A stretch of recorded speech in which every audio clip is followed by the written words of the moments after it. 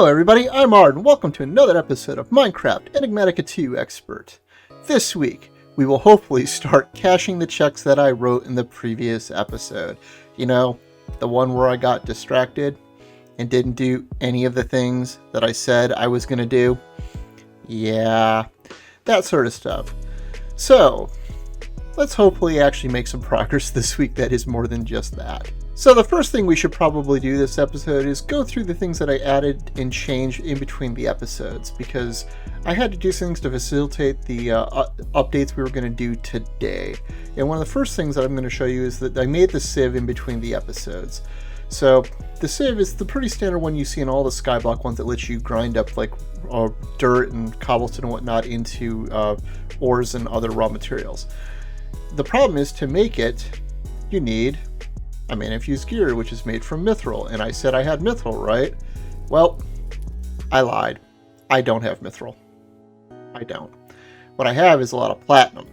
Mithril can only be found on other planets. Like if you go into here and you take a look at where you find the mithril ore, you'll notice that it is only on Uranus, Kelt 4AB, and Neptune, none of which are the overworld. There's also another version of it, and another version can't be found anywhere. So the question is, if I made this, how did I get the mithril to make the gear? So the trick is, there is actually a shortcut, and the shortcut is facilitated by me being extremely lucky. Because the shortcut is, you use a mana steel ingot from Botania and 2 diamonds. Now, I can't actually make this yet, because I don't have Botania really started at all for the most part. What I did do is I found some mana steel ingots in villages back at the beginning of the series. So I still have 2 of them left over. So I can't make another one of these, but I don't need to right now. I have this one, and I use that to process some soul sand, and I made up a handful of gas tiers so that we can actually progress to go forward. But before I start talking about what I need the gas tiers for, I do want to show you something on here. So if we pop the mesh off of it, the important part with these is there's 4 stages of the meshes. It goes string, flint, iron, and diamond. They can get you different things, but if you notice, this diamond mesh is enchanted. So don't forget to enchant your meshes, folks, because you can get efficiency and fortune, and I want to say luck at the sea, which gives you like more fish and stuff. So if you notice, if you go into these, you can see that they can be used to get different materials for different grades of these meshes. So if we go into the sieve itself and see how it's used and see what it can get, you'll notice that sand with the string can only get you cocoa beans, but with flint it can get you ore, but no cocoa beans. And with the iron one, you can get aquamarine in some of the ore, and prismarine in some of the ore. And it varies on a material by material basis as to what you can actually get. So the diamond mesh isn't always necessarily what you want. It is for what I needed here, because that's the only way to get the gas tiers. But this isn't necessarily the mesh that you always want to be using. So that's pretty much it. Just to give you a quick look of how this works, in case you somehow haven't seen this and you haven't used it before, you just right-click material on it and do a very grindy, just right-click on it over and over. It normally goes slower than that. That's what the efficiency one does. It makes it go faster. And you can see I got some nether quartz. So not all that exciting, but that's how this works. So the next thing I made in between the episodes was the advanced Rocketry Small Plate Presser. For the most part, I'm not going to use this a ton probably. To make it, it's pretty simple. All it really takes is a piston and some more iron. So we had pistons and iron and whatnot, and then it requires an obsidian block. You need to pass it a redstone signal and put whatever you want to compress into it in there. So like, I need aluminum rods. Smash the button, and now I have some aluminum rods. Real fancy. There are ways of automating this. It's kind of clunky. I'm not going to be using enough of that to matter. I would rather just make the immersive engineering press at some point, but I'm not willing to set that up right now. I have to figure out how I'm going to pipe power out to put it in a compact machine probably and automate it a little bit better. But this is for making plates and rods and stuff like that. That was really useful in its own right. The next thing I did, I hid in the basement down here back with the power, and that was to put the fire mills in. So as you can see, they're sitting on a netherrack that's lit on fire, and they just passively generate grid power all the time. So you notice it has 0 of 40 grid power currently used. Well, we set this up for a purpose. And that purpose is that we're eventually going to want to build a Resonator from Extra Utils in the near future, which requires, passive grid power to use. To make some stone burnt and a few other things, we'll need to progress down a couple other lines in the not too far off future. So that lets us do that in the relatively near hopefully today, actually. But we will see how far we get. So that was the bulk of the changes. It doesn't look massive, but it was a pretty significant set of stuff. So now that we've gone through this, it does kind of open the question of, well, what are we actually going to do today? So one of the things we're going to do today is we're going to go build the culinary generators and maybe the villager creators to get that started inside the compact machine over there. But first, we're going to do something that's completely off menu that I hadn't brought up. We're going to go make some basic universal cables today from Mekanism so that we can get all of the Industrialcraft stuff off of this generator and not worry about Industrialcraft power pretty much forever. I was originally going to do the Industrialcraft power chain, but like I already have a decent set of RF power. We might as well just plug it right into this and not worry about that for the time being. Because right now I'm getting tired of constantly filling this up with coal and charcoal. And I don't want to have to deal with constantly moving the lava pump in the nether to keep this going until I bootstrap it up to nuclear power. So I think that's what we're going to start with. So the trick with this, however, is that we need electrical steel ingots. And electrical steel ingots are normally an Ender IO thing. And we're not ready to make the Ender IO smelter. We're going to jump straight to the Nuclearcraft alloy furnace instead, because this is actually surprisingly easy to make. So it requires basic plating, which is just a bunch of lead and graphite. We've made that before. Some bricks, a furnace, some redstone, and this copper solenoid, which we have not made previously. And this is where the catch kind of is. And also why I made the plate presser over there. And that's because this takes aluminum rods. Well, now we have aluminum rods. Now we can make this easily. Copper plates are easy. We have some mixed metal ingots still, and we have some copper casings. So let's go make that and plug that into the wall. All right, I think we've got all the pieces. Let's click the button and make the furnace and go plug it into the wall. I think we'll just go put it over here for now, next to the forestry stuff. Find out that I don't have power plugged in. Go grab some power cables. All right, and now we have the alloy furnace. Well, now all we need to do is make some electrical steel. And to make electrical steel, you just need steel and a silicon ingot. And to make the silicon ingot, well, we're down another hole because now we also need the Manufactory to make sand into that.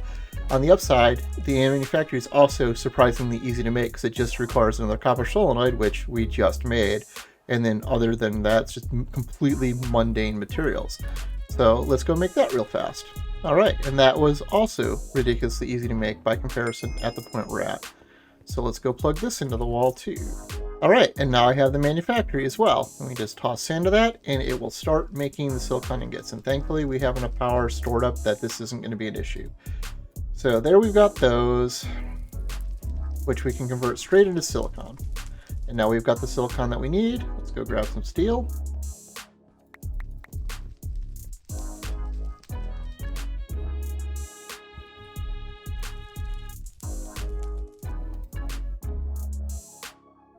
So now that we have the electrical steel, that's only half the equation on the universal cables, however. The other half is its redstone iron wiring, which requires these relatively innocuous looking basic coils and this wireless RF heating coil. The basic coils, well, that's impregnated sticks, which we can make, thankfully because we have the carpenters set up properly. We can make aluminum wire pretty easily, although not cheaply yet. And then these Inori crystals, which, well, they take an atomic reconstructor to make, which I don't have currently. That's one of the things I've got on my list to make that I haven't made yet. The upside is I found some while exploring villages, so we have enough to make this first batch of cables for now, so that we can at least get this off the Industrialcraft power grid. So that's that. The other half of this, however, are these wireless RF heating coils, which are made with the Resonator, which we were just talking about a little bit ago from Extra Utils. So we should probably make the Resonator, which isn't too bad. It's just steel, a block of coke, which we have easily already in this machine block, and these advanced circuits, which aren't all that scary because they're just all stuff we can make with the metallurgic infuser now pretty easily. We just need to go make pieces for it. So none of that's all that scary to do. So let's go make this real fast and we can come back and we can get right back to it. All right, so we've got all the pieces for the Resonator. So let's go grab those, make the Resonator, and let's go put this somewhere. I guess we can just shove this. Oh, let's just put it next to the plate presser. That's as good a place as any. So that's in there now. Alright, so this just uses standard grid power, the fire remote that we saw below. It doesn't really consume it, you just have to have enough. So we just put it in here and you can see that it's slowly chewing through it up to 16 at a time. To slowly process this, it says it's going to take 1 minute and 20 seconds. So let's toss time and bottle on it and just get the job done, huh? So these unfortunately don't stack, so you see how that works like that, unfortunately. The next step is to make some coils. So let's go grab some sticks out of the carpenter. Grab a stack of them for now, and then we need to just put them together. So let's just do it right in here so that we can save the recipe. Oh, and I don't have the aluminum wires, so actually I need to go do that first. Alright, now that I've actually got the aluminum plates, let's try this again. So let's go in here, let's grab the aluminum wires, let's shear those real fast. Toss those all in there, and now let's make the basic coils. Toss those in there, and now that we've got those.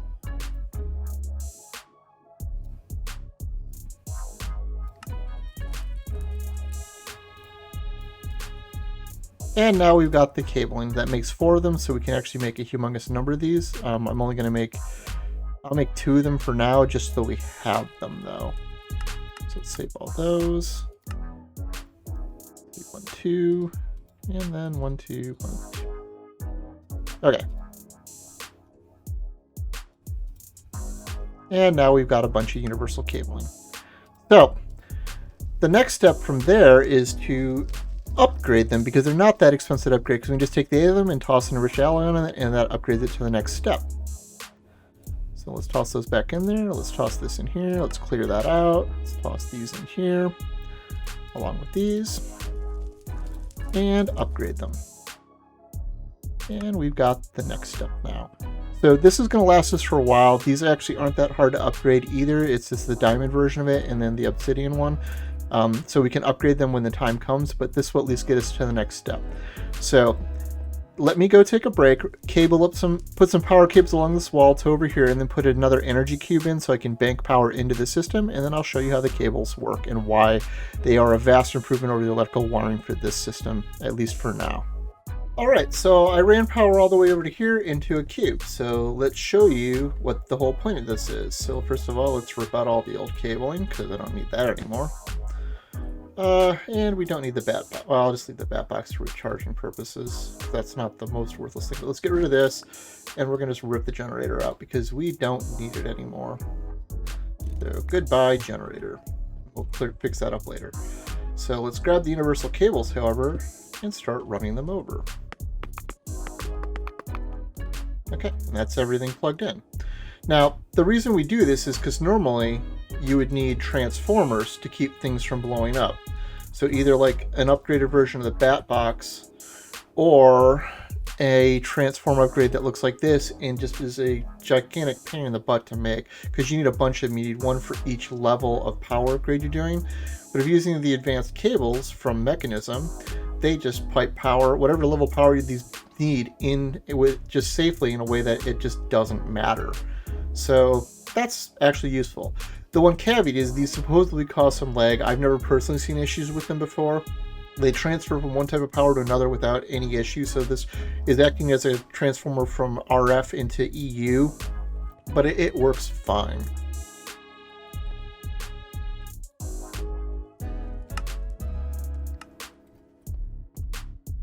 And there, it helps if I actually turn the power on, because now you can see green going through here, and now it's all connected up and nothing's exploding.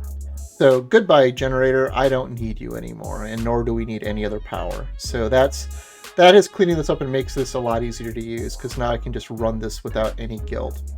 And I suppose that's my hint to go grab a bunch of ore and start processing it. So here we go. Now what I should do in the near future is do the upgrade step on the master to add the ore washing plant, and then the, I can't remember the third one's called. There's 3 steps to increase how much ore you get out of these. Ultimately, we'll switch over to Mekanism stuff to get up to, like, it goes up to quintupling your ore outputs, but right now, like, this would give it a minor gains to push it to an ore washer in the third step. So, but for now, we'll just, ore doubling is good enough. What we really need to do is get power dedicated towards getting us infinite resources instead. But this is a start. This means we no longer have power issues, and as you can see, it's staying charged full time now without any issues. So we can actually probably put some speed upgrades in these now without hurting our power grid too badly. So here we go, overclockers, do your magic.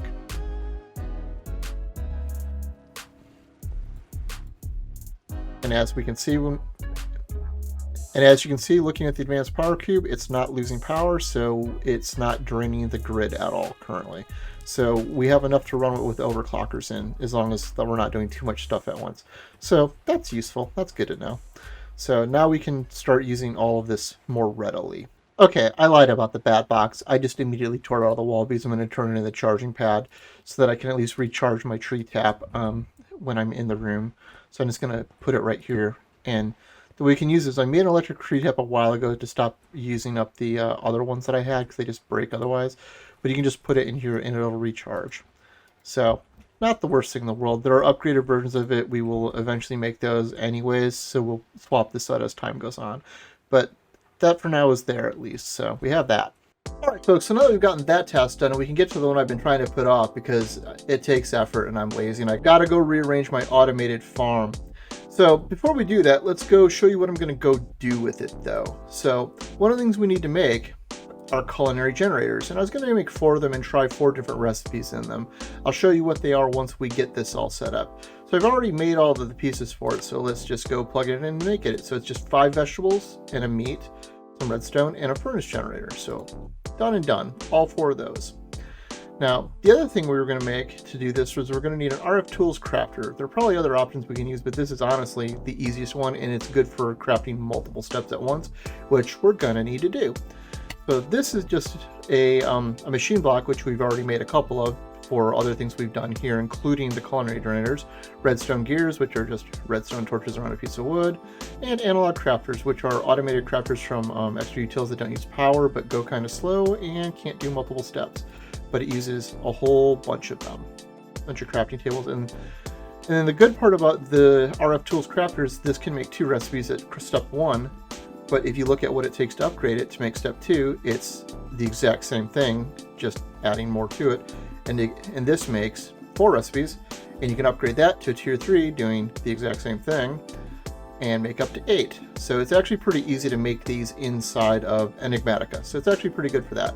I've already made that, so let's just head over into the compact machine, and I guess let's get to work. So before I get started on this, let's take a look at how it looks beforehand, just so to remind you. So it's just the harvester over there with a power pipe and an item pipe just to get everything out of it. You can see that I updated to one of those resonant servos that I got from a loot chest earlier, because it actually wasn't keeping up with the amount of stuff coming in from the harvester.